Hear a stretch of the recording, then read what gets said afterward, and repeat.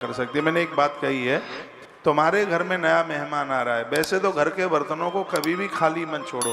घर के बर्तन खाली होने पर पुरखे अतृप्त होते हैं और पुरखों के अतृप्त होने से संतानें गर्भ में समाप्त हो जाती हैं, कुनबा रुक जाता है, पितृदोष फैल जाता है और घर की वंश वृद्धि रुक जाती है। बहुतों को आदत होती है कि घर में पानी मिलता ही नहीं, टोंटी खोलेंगे, उसी समय टोंटी, नहीं तो फिर ये घड़े काय के लिए बनाए गए।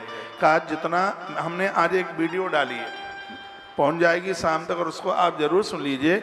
उसमें नदी रात्र व्रत की चर्चा मैंने 32 साल में पहली बार की है और आपने भी शायद ये वाला व्रत कभी भी नहीं सुना होगा। और पद्म पुराण में इसका वर्णन किया गया और चातुर्मास के दिनों में ही इसको पूरा किया जाता है। तो रात्रि व्रत वो है जब नदी फुल होती है, पूरा अपनी सीमा तक बहती है और तब ये व्रत होता है। 3 दिन में इस व्रत को पूरा किया जाता है।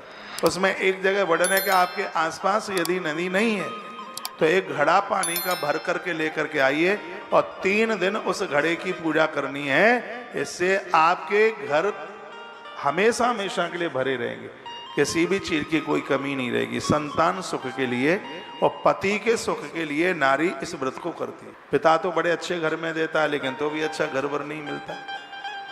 तो ये नदी रात्र व्रत आपके पास बिल्कुल भी टाइम ना हो तो तुलसी तपोवन यूट्यूब चैनल पर ये वीडियो मैंने आज ही रिकॉर्ड करके भेजिए। उसकी पूजा की पूरी विधि बताइए कि 3 दिन में ये व्रत कैसे पूरा होगा। फिर जिस घड़े को तुमने भरा है उसका 3 दिन आपने पूजन किया है, फिर उस घड़े का करना क्या है, इसको नदी रात्र व्रत के नाम से इसको जाना गया है, उसको सुन लीजिए। घर के वैसे भी शायद आपको पता हो, ग्रामीण अंचलों से यदि आप जुड़े तो आपको पता होगा, कहीं भी हम यात्रा करते हैं यदि खाली बर्तन दिखाई दे जाएं तो उसको अशुभ माना जाता है। ये कितनों को पता है? हाथ उठाइए, देखो सबको ही पता है।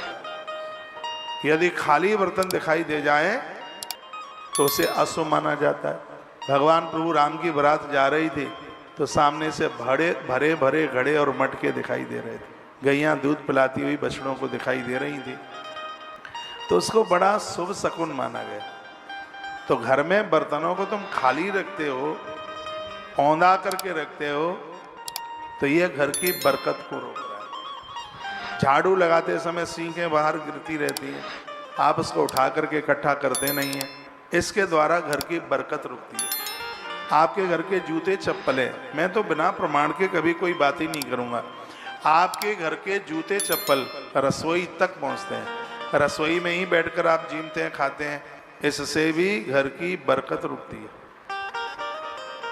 बहुतों को आदत होती है आधा भोजन बना लिया, वहीं चकला बेलन वहीं पड़ा है, परात वहीं पड़ी है, मक्खी भिन बना रही है, जो गुथा हुआ आधा आटा बचा है उसी को फिर शाम को मांड करके तैयार कर देंगे।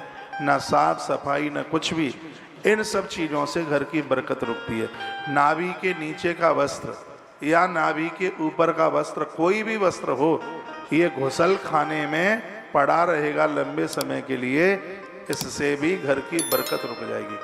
आपने कपड़े सुखाने के लिए डाले, उसमें से पानी टपक रहा है, यदि उस कपड़े के नीचे कोई साधु सन्यासी निकल गया और एक बूंद भी आपके उस कपड़े का उसके ऊपर पड़ गया तो 100 गायों का दान भी किया होगा तो भी पुण्य निष्फल हो जाएगा। इसलिए कहा जाता है कि कपड़ों को सुखाने के लिए तो एक विचार करके जगह देखनी चाहिए, ये नहीं है कि जहाँ डाल दो चाहे जहाँ पटक दो, उसके लिए। और ये सब चीज़ें पहले होती थी। नारी का अंदरीय वस्त्र क्या मजाल है कि कोई देख के बता दे, ये पहले सब मर्यादाएं थी। लेकिन हुआ क्या है, कागज के नोट मिले हैं लेकिन संस्कार समाप्त हो गए, कुछ बचा ही नहीं, लाज शर्म ही उतार करके रख दिए है। यह बिल्कुल भी नहीं होना चाहिए। तो घर की तरक्की रुकती है, घर की वंश वृद्धि रुकती है। तो महात्मा वैशंपायन बड़ी बारीकी से इन सब बातों को बोलते हैं।